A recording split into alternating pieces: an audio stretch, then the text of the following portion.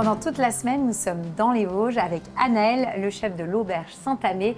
On va réaliser la 4e recette de cette semaine à base donc de chorizo. Le chorizo ibérique. En direct d'Espagne.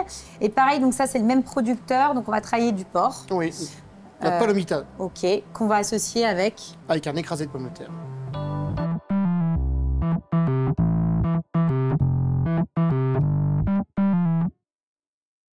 Donc là, on commence par notre palomita. Ouais, la palomita, c'est quoi exactement? Eh ben, c'est ce qui est équivalent dans le bœuf à l'entrecôte, en fait. D'accord. Donc, sauf que là, on est sur du porc. Voilà. Du porc ibérique, c'est la race, c'est le rouge de Castille. D'accord. Donc là, c'est un produit qui vient d'où? Donc, du coup, j'achète ça directement, ça vient de Madrid, en Espagne. D'accord. Et c'est un producteur c'est des Français qui sont basés en Espagne, qui est marié avec une Espagnole. Et du coup, ils adorent tout ce qui est produits d'exception. Et justement, je travaille avec eux sur pas mal de produits. D'accord. Donc, notamment, effectivement... En l'occurrence, celui-ci, ouais, la palomita. Et aussi, on va travailler le chorizo. Ça vient aussi de chez eux. Hein. Alors là, ouais, c'est un chorizo bellota. D'accord. Qui est ici. On va s'en servir justement pour mettre dans notre écrasé de pommes de terre. Pour le parfumer et l'aromatiser. Mais avant, on va faire une sauce à base de chorizo, mais je ne prends pas le même parce que j'ai besoin d'une qualité. Donc là, on laisse comme ça ou non? Non, on laisse comme ça coloré, on va Donc venir. là, tu veux une belle coloration. Oui. Et puis on la surveille, on retournera au. Voilà, des deux côtés. Là, on va la laisser gentiment colorer. Ouais, elle prend déjà une belle couleur. Voilà. Ok. Et donc pendant ce temps, on va préparer notre... C'est ça, on va démarrer la sauce. Ouais, donc je fais chauffer ma casserole. Donc là, tu mets un petit peu d'huile. Voilà, je vais mettre mes échalotes. D'accord, donc tu as ciselé des échalotes. Voilà. Bah, y a un peu de verre aussi. Oui, j'ai un peu de cébette. C'est ça, un peu de cébette qui me restait. L'œil, hein.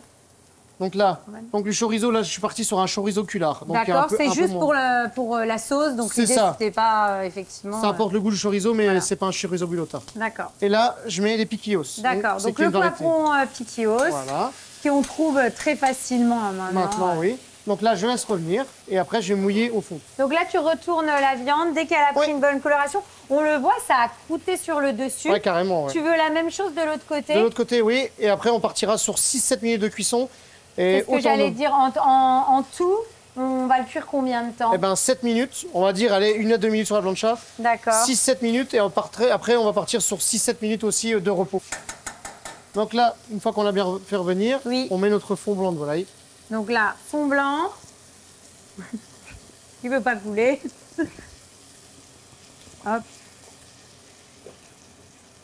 Voilà. Et là, on laisse. Donc là. Et là, on va laisser. Sur les côtés. Et là, on va laisser tranquillement. 20-25 minutes. 20-25 minutes. Donc là, ça, on va laisser tranquillement. Oui. Donc là, la viande, c'est bon. Hein. Recto verso, on a une belle coloration. C'est ça. Et donc là, on part ensuite terminer la cuisson au four. Tu m'as dit pendant 7 minutes. Hein, c'est ça. À combien? À 180 degrés. 180 pendant 7 minutes. Et on la fera reposer autant de temps. C'est ça. Donc une dizaine de minutes. Oui. Avant le dressage. Donc ça, c'est bon. Alors, la sauce, là, nous, on ne va pas attendre 25 minutes. Non. Hein, que ça infuse. Tu en avais préparé d'avance et tu l'as déjà mixé, ça donne ça. Donc, quand la sauce a mijoté pendant 25 minutes, tu prends l'intégralité. Oui. Tu le mixes dans ton blender. Et je mets du beurre, comme tout à l'heure. Ah, tu mets du beurre. T'en mets beaucoup? Un petit peu, oui. C'est cuisine gourmande. Et donc, tu accompagnes ça d'un écrasé de pommes de terre que tu as déjà préparé. Voilà. Et on va y ajouter... Un petit peu de cébette. Oui. Et le fameux chorizo. Voilà. Et ça, c'est des produits qui viennent directement d'Espagne. Tu es en lien direct avec tes producteurs, quoi. Oui, comme ça, c'est des filières courtes.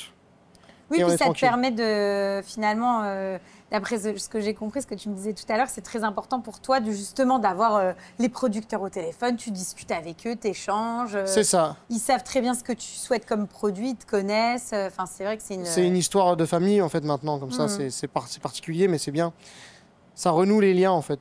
Et on va relever un petit twist avec ça. On va mettre du chipister dedans. Donc, c'est un assaisonnement basque à base de piment d'Espelette et de vinaigre. D'accord.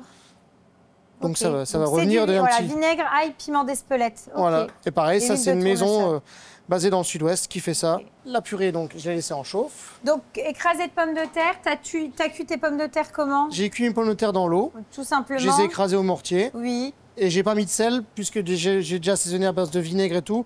Et le chorizo, c'est un peu salé aussi. Donc du coup... Tu as pris une variété en particulier, la pomme de terre? Eh ben en fait, on travaille avec un petit producteur qui est basé à Saint-Étienne-l'Hermiermont. Ok. Donc c'est sa production à lui, c'est Monsieur Guyon.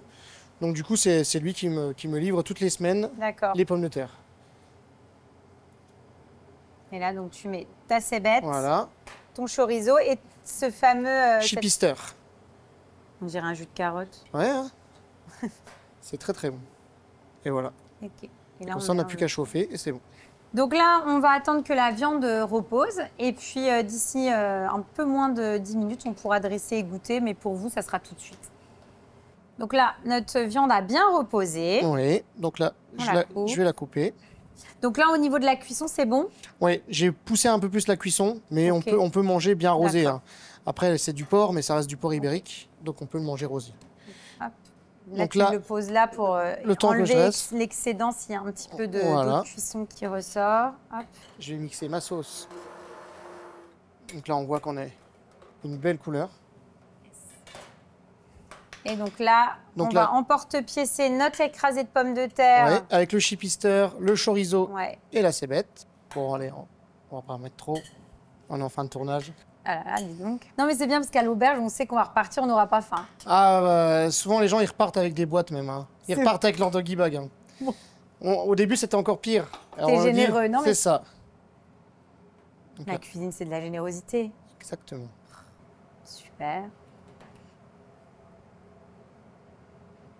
Là, on va mettre notre sauce.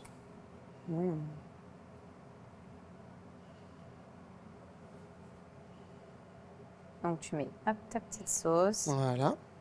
On va remettre un petit coup de sel. Non, il est juste là. Ah, merci. Regarde. Donc là, tu remets un petit peu de sel sur ta viande. Un petit peu de pouce. Travaille beaucoup avec les pouces. Pouce du coin. Voilà, toujours les plantules.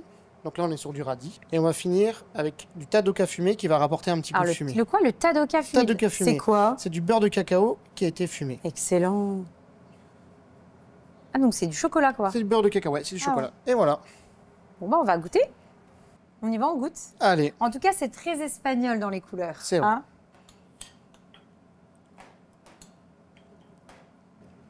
C'est top parce que je trouve que c'est vraiment un plat qui nous fait voyager en Espagne. Alors déjà, bon, effectivement, le porc et la viande est vraiment excellente. Elle est vraiment pas sèche. On est vraiment sur quelque chose qui est divin. Et ce qui est sympa, c'est retrouver le chorizo, le poivron. Et tu sais, toutes ces notes fumées, chorizo, qui nous font vraiment penser au sud-ouest, à l'Espagne. Bon mariage. Ah ouais, c'est vraiment un plat qui invite au voyage et qui se prête bien en ce moment. On a besoin de soleil, on en a envie et là, on en a dans l'assiette. C'est vraiment top. Vraiment, vraiment très, très sympa. Encore une belle recette. Je valide, chef. Merci beaucoup. On va faire le dessert avec Mélissa, oui, donc, voilà, qui travaille avec toi et qui finalement fait les desserts. Voilà, tout le dessert en duo. Oui. Est-ce que tu sais ce qu'elle a prévu? Oui, elle va faire une namelaka et un biscuit d'aquoise avec une mousse vanille.